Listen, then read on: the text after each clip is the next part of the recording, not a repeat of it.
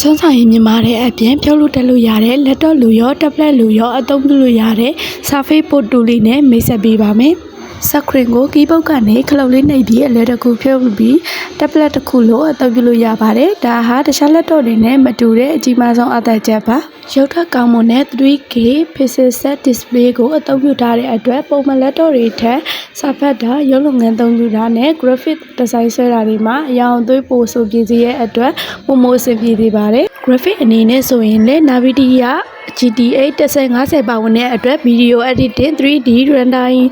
ကဲတင်တဲ့စော့ကျင်သူတွေအနေနဲ့ရွေးချယ်တဲ့လက်တော့တစ်လုံးမှာ CPU အနေနဲ့ဆိုရင်တော့ i7 8 RAM အနေနဲ့ဆိုရင်တော့ 16GB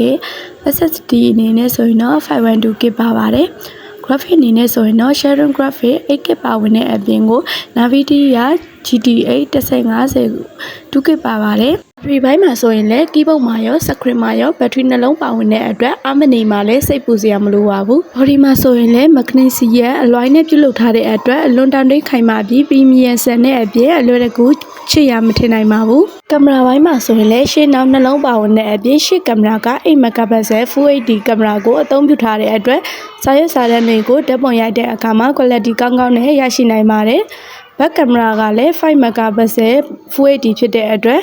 online meeting တွေပြုလုပ်တဲ့အခါမှာပုံမကြည်လင်တဲ့ရုပ်ထွက်ကိုရစေပါတယ်။ Sound system မှာဆိုရင်လည်း Dolby Audio Premium ကိုအသုံးပြုထားတဲ့အတွက်ရုပ်ရှင်ကြည့်တာပဲဖြစ်ဖြစ်သီချင်းနားထောင်တာပဲဖြစ်ဖြစ်အတန်ကဘေးပတ်လည်ကထွက်တဲ့ခံစားမှုမျိုးကိုပေးစွမ်းနိုင်ပါတယ်။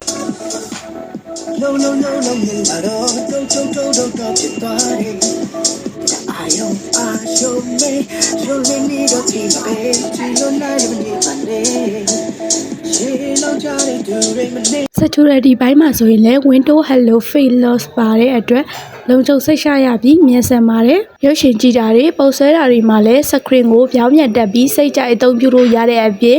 touch pad နဲ့ပါအထာကျကျအသုံးပြုနိုင်ပါတယ်။အလွန်သက်တောင့်သက်သာရှိပြီးတိကျတဲ့ glass trackpad ကိုအသုံးပြုထားတဲ့အပြင် keyboard မှာလည်းဗလိုက်မီးပါပါတယ်။ ပေါ့တွေအနေနဲ့ဆိုရင်လည်း Type C ပေါ့ adapter ပေါ့တစ်ဖက်မှာဆိုရင်လည်းပဲ